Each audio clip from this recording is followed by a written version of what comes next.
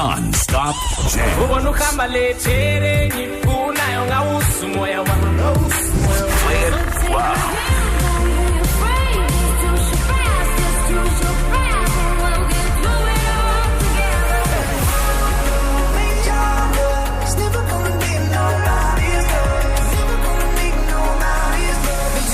Station.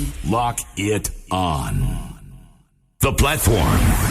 Step up and speak out.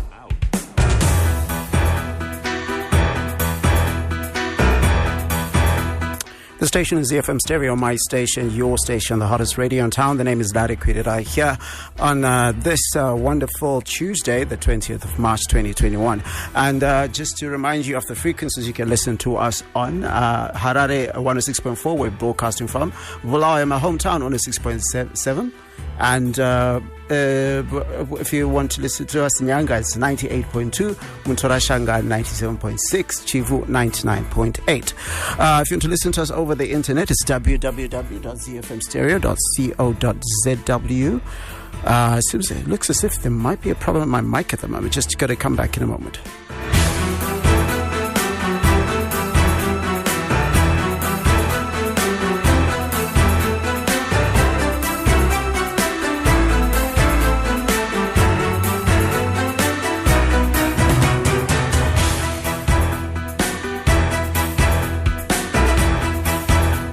Yes, it looks like it's sounding fine right now. 106.7 from Bulawayo, that's the frequency, and we're broadcasting of Harare, where the frequency is 106.4.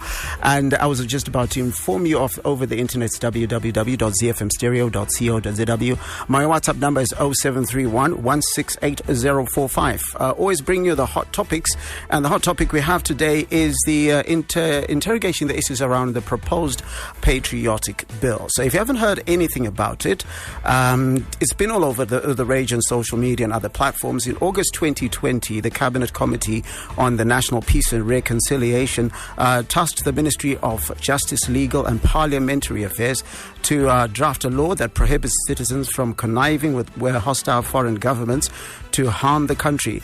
The proposed law will criminalize and impose stiff penalties for private correspondence by what is termed as self-serving citizens with foreign governments or any officer or agent.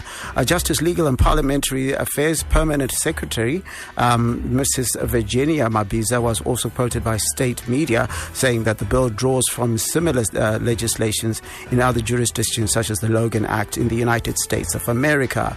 Mrs. Mabiza said it is also solely the state's mandate to engage other nations on issues pertaining to foreign relations. Acts that will be criminalized include correspondence with a foreign government without approval, making false statements which harm the country, and connive with hostile foreign governments to harm the nation. The question I have for you at home, what do you think of this suggestion that the government is saying that it wants to come up with this law? Do you think it's a good idea? Do you think it's a bad idea? And why? Do you think that we need a law of this nature? 0731 168045. That's the WhatsApp number. You can get in touch with me in the studio. But I have two guests in the studio.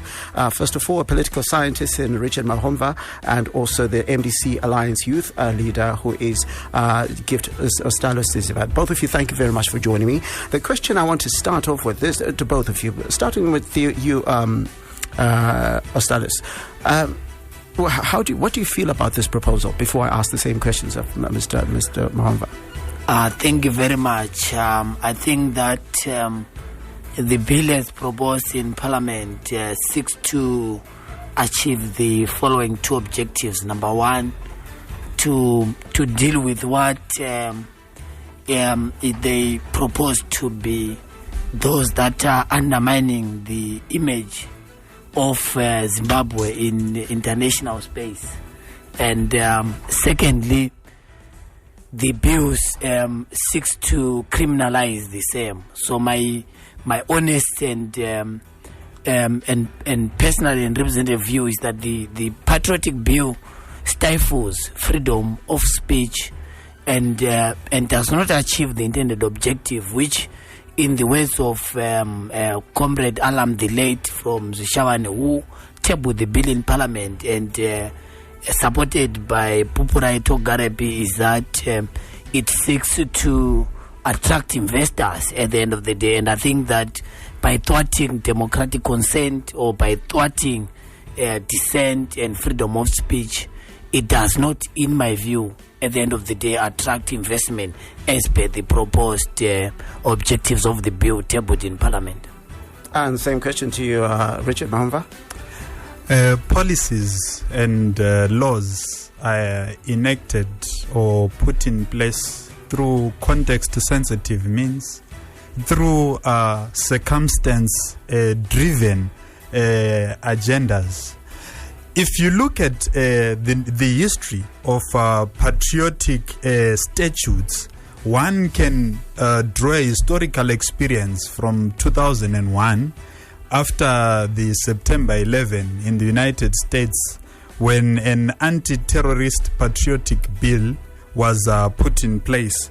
And in the same vein, one would also recall the Anti-Terrorism and the Anti-Terrorism Crime and Security Act that was also put in place in the United Kingdom during that very period. So the basic aim of those two twin patriotic statutes in the United States and in the United Kingdom were meant to deal with an issue of terrorism, with an issue of state security threats. So we know that whenever the notion of patriotism is put onto the table, the notion of unpatriotic political views and agendas also come into the fore. And whenever patriotism is mentioned, it is meant to guard national interests. And any other view that tends to challenge or wants to contest aspirations of patriotism is something that cannot be welcome. So for me, I think the patriotic view, the Patriotic Act, or the Patriotic Bill, is in tandem with perennial national interests in my views. But some entities, such as a crucial stakeholder in MISA, say this proposed law, which has the potential of curtailing the exercise of rights such as media freedom, freedom of expression, right to privacy, access to information, freedom of conscience, political rights, freedom to demonstrate and petition, and freedom of assembly and association. Is it not a realistic fear that this could be something that happens? First of all, asking the Mr. Mahomva, and then coming to you, Siziba. If you look at the post-colonial context, the notion of human rights, the notion of freedom of press has been used against the very fundamental constitutional values that we as Africans are cognizant of. And it is only problematic when entities which are aligned to the very same hazardous external forces are quick to say a bill that wants to enforce patriotism is a threat to freedom of speech. Are we supposed to... But there is something problematic that you've just said there. You said enforce patriotism. Isn't patriotism supposed to be something that somebody takes up voluntarily, rather than being almost put at the barrel of a gun, at the other end of a gun, to say you have to be patriotic? To think of enforcement as something that has innuendos of brutality is something that probably could be out of context, because enforcement entails ensuring that there is a facilitation of strict adherence to certain principles that guard national interests at varying levels, or even institutional precepts outside even issues of statecraft. So enforcement must not only be looked at from an antagonistic point of view, but enforcement must be seen as a facilitating agent for a smooth adherence to issues. The word enforcement, because that is a critical expression in that. Often things such as patriotism or being convinced to believe in an idea is based from, being encouraged to do it. Essentially, like, for example, how you encourage people to join a political party, as opposed to saying there's a law that speaks against the issues of, say, freedom of conscience. What if a person's freedom of conscience says, let me come in there. Enforcement, I will take you a bit to class. You see, even the notion of nations are called imagined communities if you go to the fundamentals of political philosophy. So all ideas are ideas that are constructed and made to be embraced by people. So enforcement could mean embracement of patriotism, because nations are ideas, values that depict what nationhood, including patriotism, is that it can be enforced, can be encouraged, is imagined, is socialized, is oriented. So enforcement could also mean orientation. 0731168045. Do you think that patriotism should be enforced, or oriented? Should it be something that you end up being convinced of to say? And do you think that this kind of bill attacks on issues of freedom of conscience, right to privacy, access to information, and things of that nature? Your opinion on this, in response to what? I think that there is something problematic about my better understanding of the law. How the law functions. So here is what is happening. The government, the MPs that have proposed this bill, as it were, they want to do the following. Number one, criminalize the freedom of conscience.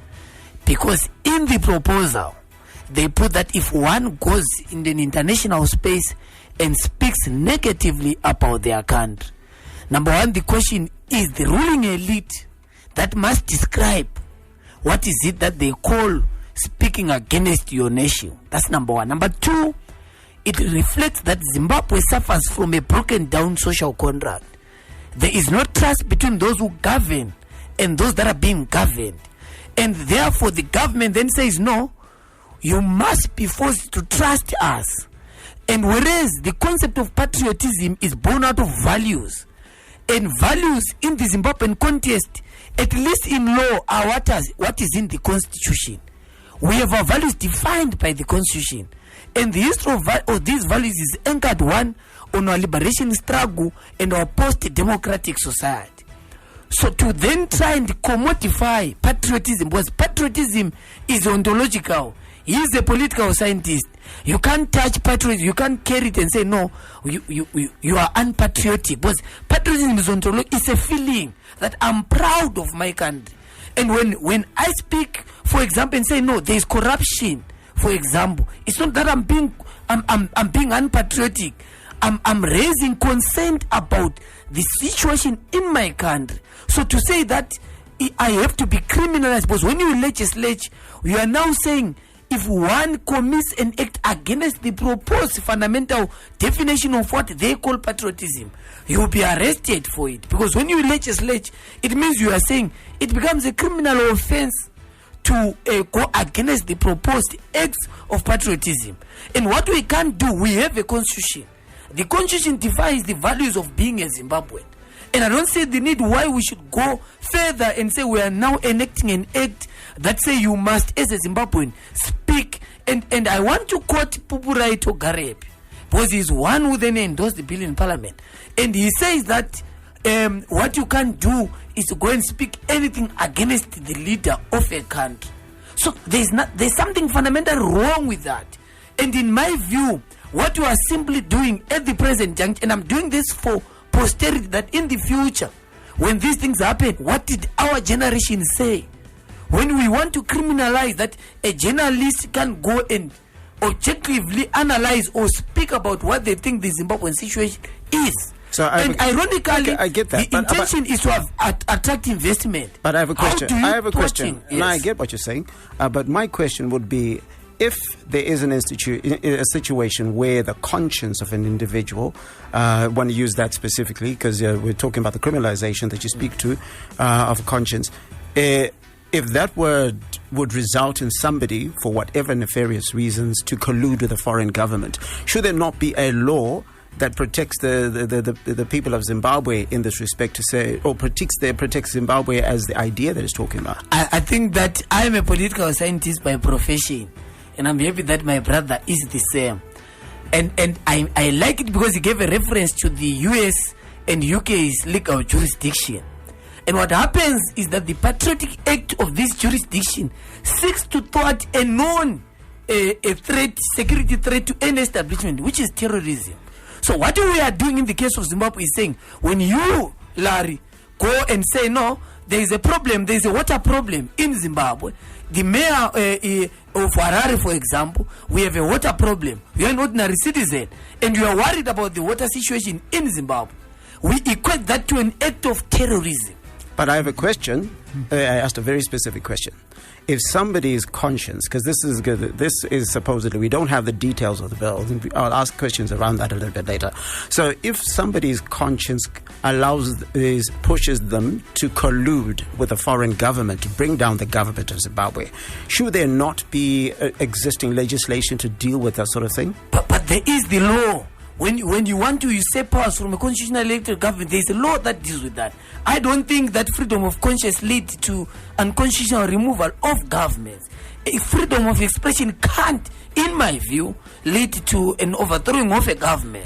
In my view, when the national threats are, in my view, beyond freedom of speech. So this bill directly attacks and wants to commodify patriotism, which is anchored on freedom of conscience that you have rightly put. So it's different from someone going and taking up arms and being trained. And when there's overwhelming evidence to that, and the state has already existing criminal procedures to deal with such threats. So for me to equate freedom of conscience to acts of terrorism is fundamentally very difficult, because we have a constitution, and these are rights that are not just rights anyway. They are sacrosanct for the obvious reason that they are in the Bill of Rights, and there is nothing that can be more important than the rights that are enshrined in the Bill of Rights. Your response to that? Why not just use existing laws?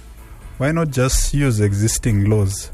Why hate the notion of being patriotic if you are indeed patriotic? No one is saying they hate being patriotic. I don't think... I'm arriving at that. No, the question... I'm actually extending the debate. I'm actually extending the debate and also extending the rhetoric. I'm asking a very specific question, because I don't think anyone out there said we're not patriotic. Nobody was screaming we hate Zimbabwe and things of that nature. But the question I'm saying is an innuendo of being unpatriotic. But there are laws that exist already. There are laws that exist already. Why not use the existing laws? Why do you need a special bill? There are many acts that have been established, and like I said, if you're listening carefully, I said laws, policies, including acts, are enacted to respond to context-specific circumstances. So what is the context for Zimbabwe? The context for Zimbabwe is that we have had a situation whereby there have been anti-establishment and anti-national positions anchored around a regime change agenda, number one, which has seen the continued proliferation of sanctions against Zimbabwe. And that proliferation of sanctions has also been aptly articulated through the establishment of certain non-governmental organizations which are pursuing sectorial interests of foreign governments we have been historically angry against our land reform program, which was a commonly embraced phenomena within the land, but antagonized by Western forces. We have deployed their proxies within the Zimbabwean political space, such that when the narrative of campaigning for sanctions is put onto the Western embassies and their imperialist capitals in Europe, it is seen as something that is noble within the neoliberal context. And what certain MPs are saying in Parliament, they are simply saying we need to revisit the national agenda, such that in as much as we have got contrasts as far as our political and partisan views are concerned, we need to be grounded on organic and perennial national interests which do not seek to demonize the land through invitation of sanctions, through the use of media to project Zimbabwe in a negative light. And that can only be something that should be embraced by any person who loves Zimbabwe. And this is what this act wants to encourage, that let us love our land wholeheartedly. 0731168045. Going to take a quick break. The circumstances have been said to have been created by, have been said to have been what Mr. Mahomva said. I want Mr. Siziba to respond to that after the break. 0731168045. That's the WhatsApp number. You can get in touch with us. 0731168045. If you are anywhere across the world, just add a +263 and drop the 0. We play hits like this. Why you always in the mood? Turn it up. Like I'm brand new. I ain't trying to tell you what to do, but try to play cool. And this.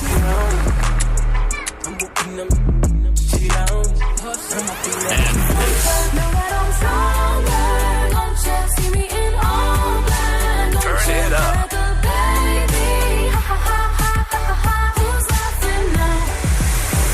See the platform. Step up and speak out. A very exciting debate that we're having here on ZFM Stereo, my station, your station, the hottest radio in town. In the studio with Mr. Richard Mahomva, who is a political analyst, and Gift Ostallos Richard Mahomva, who is the MDC Alliance youth leader. 0731168045. Get in touch with me on WhatsApp. Do you think the arguments that have been postulated already make sense for you to support or be against the Patriotic Bill when it comes out? Mr. Siziba, before we go on to the next point, you were going to respond to this. Yeah, I think that I must clarify this. Number one, the bill seeks to criminalize democratic dissent. Number two, I want to help my brother here because it reflects the lack of ideological clarity within the institutions of government, because he says that they want to ensure that citizens are patriotic and fight against neoliberalism. It is ZANU-PF government under Mthuli Ncube that clearly states that we are pursuing a private sector-led economy. There is nothing neoliberal than the current order under Mthuli Ncube. That's number one. Number two, he talks about the submissions that the land question, Western embassies and so forth, they are not happy, and the regime wants to ensure that citizens are proud of the land question. It is under their government that the land reform question is being reversed. Ironically, the MDC is actually found at the forefront of defending the land question. So there are two things that he says are under threat. Number one, Zimbabwe's ideological disposition was under Mugabe. ZANU-PF was a Marxist socialist establishment. But today, under Mthuli Ncube, they are pursuing neoliberal politics, neoliberal economic order. Mthuli Ncube says we are pursuing a private sector-led economy. So, number two, he says the land question is what people are angry about, and they are bringing sanctions. But they are giving the land back to white people. Under their government, they are ensuring that they are compensating white farmers. They are actually in the forefront of reversing the gains of the liberation project. So, in my view, in actual fact, what my brother is saying, he is appearing to my conscience as a young revolutionary to ensure that we have a patriotic duty to fight against the Patriotic Bill. Because what the Patriotic Bill is trying to address is in fact being asymmetrically reproduced by the regime that is saying we must be able to support. So in my view, my submissions in simple terms is that we as young people have the patriotic duty to resist the Patriotic Bill for the following three reasons. Number one, the Patriotic Bill is unconstitutional. Why? Because it goes ultra-vires the provisions of the Constitution, which I've articulated as rights in the Bill of Rights, which is the freedom of speech and freedom of conscience. So in that legal arena, it is unconstitutional. Number two, to try and commodify patriotism and redefine it by putting an individual, which is part of the broader African problem, that we must use the law to protect an individual. We as young people are tired of big name political oligopolies. The law must protect institutions, values and principles, not individuals, because they submitted, according to Kwirirayi Gareb, that there are people who speak against the leader. And when he says the establishment, he's not talking about Zimbabwe. He's talking about individuals in government, and they can't be the establishment. So for me, the law must protect institutions and values and the nation. We support Zimbabwean warriors. Isn't that a patriotic duty? We are supporting them. We speak well about our country when the country does well. So when we give criticism that there's something fundamental wrong with us, when we are parceling out the country to the greatest bidder, they are here. The Chinese, they're looting this country, the resources of this country. So for me, I have the patriotic duty to ensure that we protect our land. I get where you're going with this, but I want to ask this first of all of Mr. Mahomva here. In defense of the U.S. Bill of Rights in the case of West Virginia State Board of Education versus Barnett, Justice Jackson highlighted something. He said, if there's any fixed star in our Constitution, if there's any fixed star in our in a Constitution constellation, it is that no official, high or petty, can prescribe what shall be orthodox in politics, nationalism, religion, or or other matters of opinion, or force citizens to confess by word or act or faith therein. In other words, love and devotion and strong support for one's country should not be forced on citizens through legislation. Neither should honesty about one's country's shortcomings be considered to be unpatriotic or campaigning against one's country. Now, these are the basic tenets of democracy and respect for fundamental rights. The question is, what do you take in as far as that is concerned of the United States, where you speak of the Logan Act, which also talks about truth-telling and questioning what is right or wrong when it comes to a country. Okay, thank you for that, Larry. But I would love to preface my submission by making it very categorically clear that I'm not speaking as a spokesperson of any other party. My other colleague was now referring to positions of a certain party that is the ruling, and saying they and aligning me to certain views. Not that I disassociate myself from it. I'm very much aligned to it. But again, another point of correction is that to look at a single minister's policy successes or failures as an embodiment of what a political party represents is not true. Now, coming back to your question, you raise an important issue that is linked to issues of conviction, to issues of soul-driven inclinations to the nation.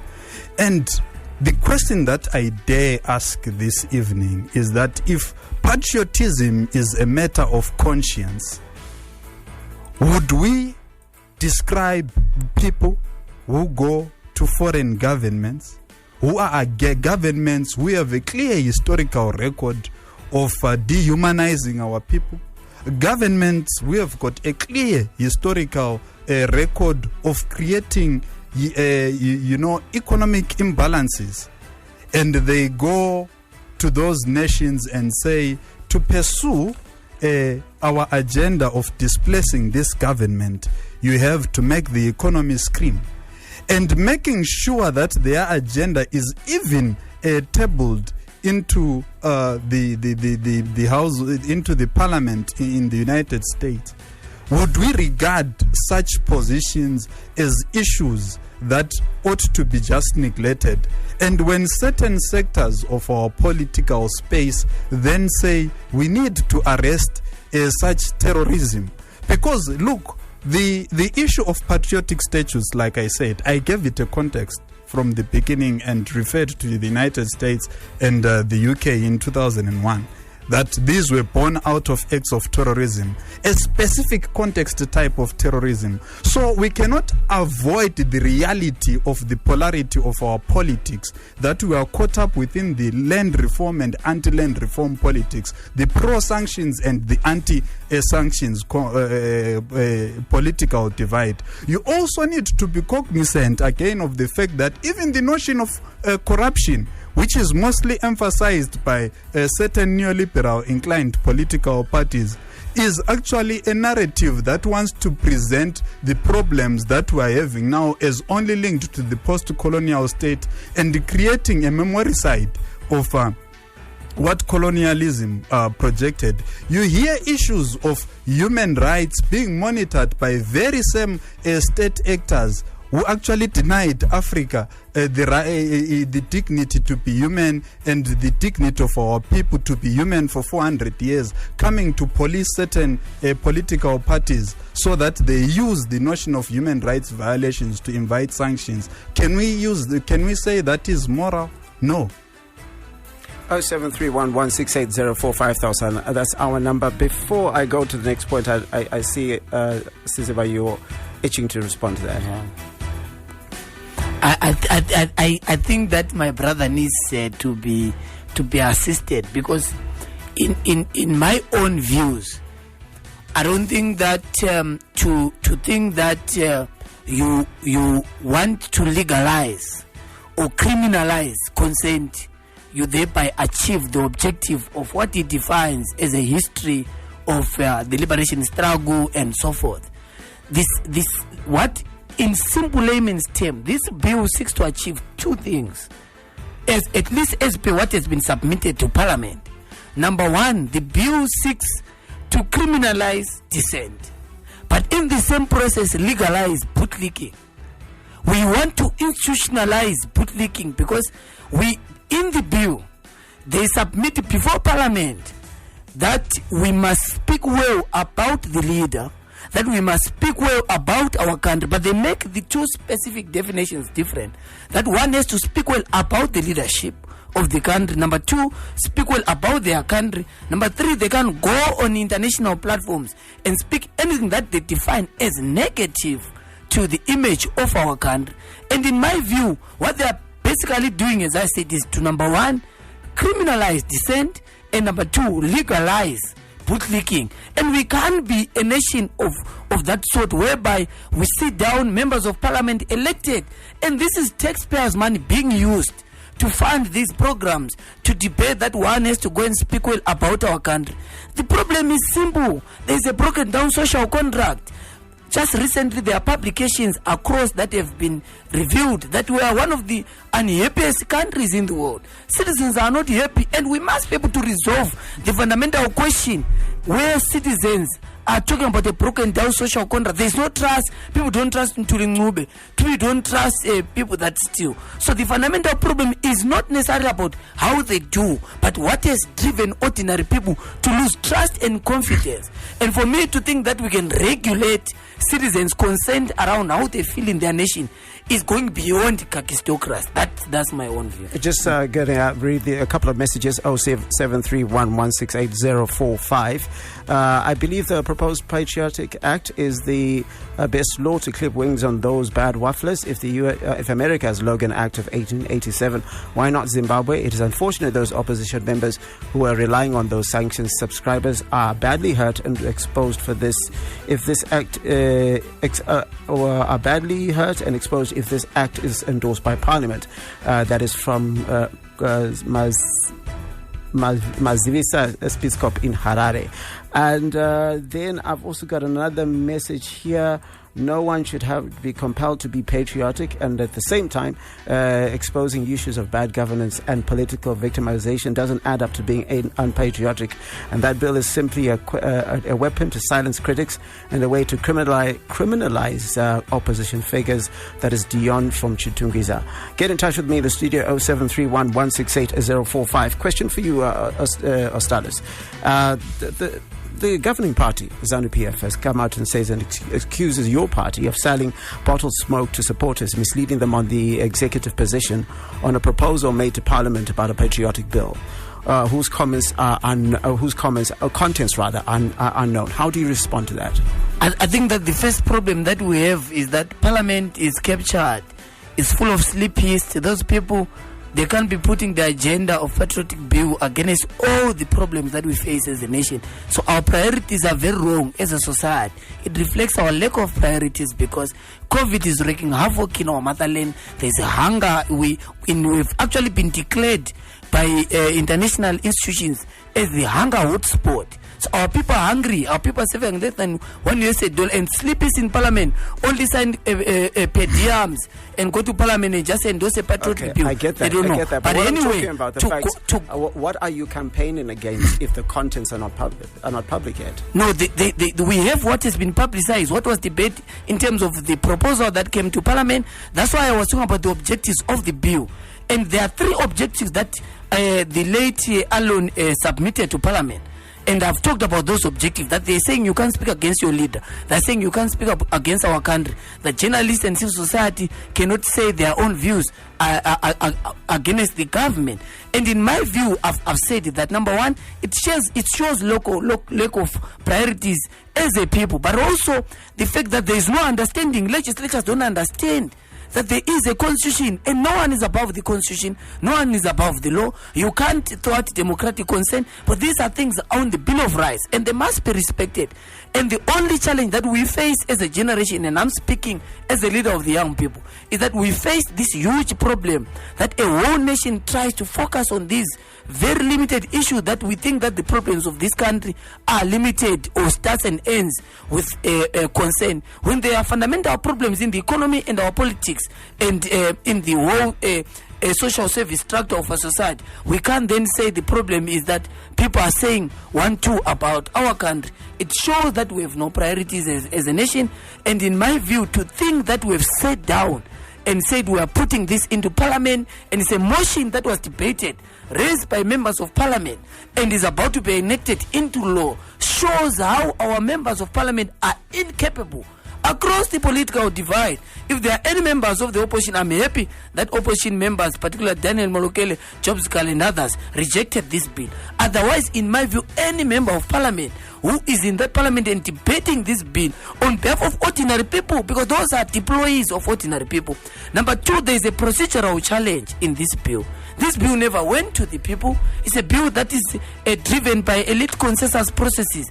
It goes to parliament and is debated, whereas members of parliament represent the kith and kin who are down there in Mavuku, in Choloche and so forth. But that is the very issue that I'm asking, that the Attorney General is currently preparing the bill, and he's saying it's almost done, it's about to go and get checked before it gets presented to Parliament. So the bill in its essence doesn't exist, and there's every possibility that what was debated in Parliament and what was put forth might not necessarily be in the bill in its final in the format that that's why we're saying no to the bill as per what is been presented in Parliament. We're using what we have to say what is there. We reject it in total. I have a question. Are there any circumstances in which a bill can be presented before Parliament, and it's the extremist position that you think it is, isn't, that it could be acceptable? In my view, there is no need to have a patriotic bill. Why am I saying so? We have a constitution, which is the supreme law of the land. It talks about our values of Ubuntu and so forth. So we must be ensured that as ordinary citizens, as right-thinking Zimbabweans, we are proud of our nation and the values that are in the constitution, not that which elites who sit in parliament can be, and they compromise parliament after all, where Douglas Musa is wreaking havoc and chaos in unconstitutional recourse. In my view, I believe that there is no need for us to table whatever form it takes. There is no, unless that the bill comes in, if we are given an opportunity to say the bill must be able to criminalize people that are parceling this country, but there is parceling of this country to the greatest bidder.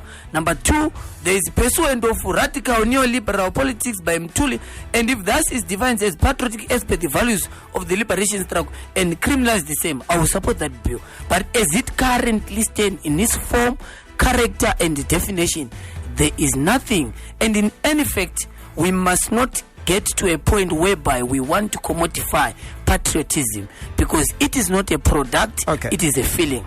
questions for you, Mr. Mahomva, and you can also then answer respond to whatever issues are raised there. Somebody said when a government oppresses its own citizens, they have no choice but to get help from foreign nations. Didn't ZANU-PF ask for sanctions during the liberation struggle? That's a question that is asked. Somebody else also asks the same question to you, Mr. Mahomva. Yeah. How does government propose we address the wrong problems we see in our country? If there's going to be a law like this is Dion. Okay. Responding to the first question, the starting point is that the Rhodesian regime was illegal from 1890, when Cecil John Rhodes placed his foot on this land.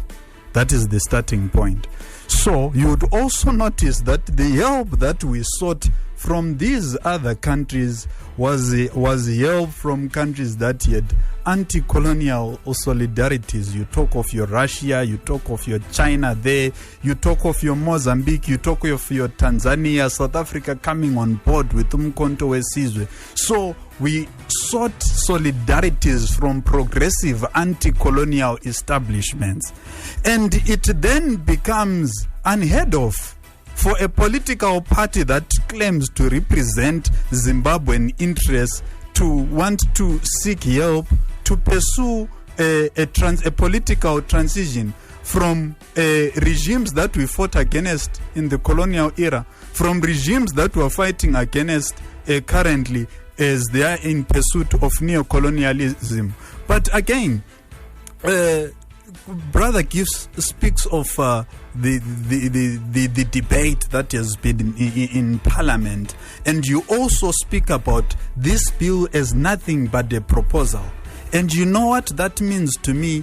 It means that democracy is a conversation, or democracy is a conveyor belt of conversations. So if people in ZANU-PF, as he alleges, have got certain issues that they have to put across which should define patriotism, those things should be debated. So the fact that this is a proposal which has been debated actually shows how actualized we are in terms of our democracy. Needless to say that even as the bill will come onto the table, it will be debated in Parliament. So this bill should actually be celebrated by people even in the opposition, because it gives them a debate platform to define the patriotism that they want in Zimbabwe.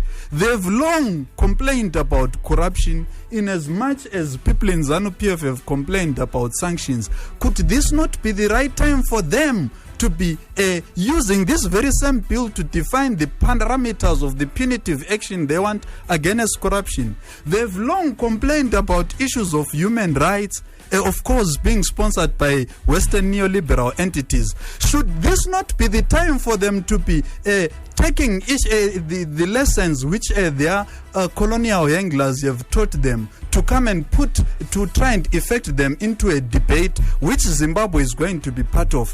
Why? Because democracy is a conversation. So let them not think that this is only a ZANU-PF driven type of proposal, but it is a proposal that calls for their responsible contribution into the broader national discourse. So this should not be treated as a ZANU-PF proposal, but it should be a proposal for a national conversation for all actors in Parliament. It's not like ZANU-PF is the only party in Parliament, though of course it has a vast majority. Somebody says, it is sad that in Zimbabwe we tend to confuse constructive criticism of government at whatever fora as a criminal offense. Policymakers must pass laws that transcend generations rather than enacting laws that serve a certain ruling group. They must rise above partisan legislation disguised as patriotism. I love my country and I respect people who constructively point out whatever is wrong with it at any fora, as long as it is not terrorism. So there's this question that you didn't answer. What do people do if then they see this question? Let me read it as it. How does government propose we address the wrong or problems we see in our country? There are institutions for that. This very same platform of dialogue is one of those. There are many dialogue platforms, and the Constitution also allows citizens to even have demonstrations. And I'm yet to see citizens demonstrating for poor service delivery in our urban councils. I'm yet to see citizens, demonstrating even against sanctions, because sanctions are by very nature illegal. So we should not only confine the issue of the registering of citizen concerns through the conventional arguments that have been brought from one side of the political divide. I'm sure even others on the other side of the political divide, who have not been demonstrating of late, they've got also, platforms that they also want to use to equally register concerns. That's it. So, and that is what happens in a democracy. I want you to give us your final thoughts on this matter in 2 minutes. Okay, thank you very much. To fellow citizens, my views are very simple. The bill is criminal. The bill wants to commodify patriotism. Patriotism cannot be commodified, and it's our right as ordinary citizens. And in fact, I urge all young people that it is our patriotic right to resist this proposed Patriotic Bill, because we love our country to the extent that we must be able to resist draconian laws. And I wanted to say something, that if my brother thinks that the hope of this country will come through the current setup in Parliament, I don't think so, because that Parliament is dysfunctional. It is incapable of articulating and pushing the legislative interest of the ordinary people. And I don't think that it has enough capacity to debate and even ensure that this bill is put into law.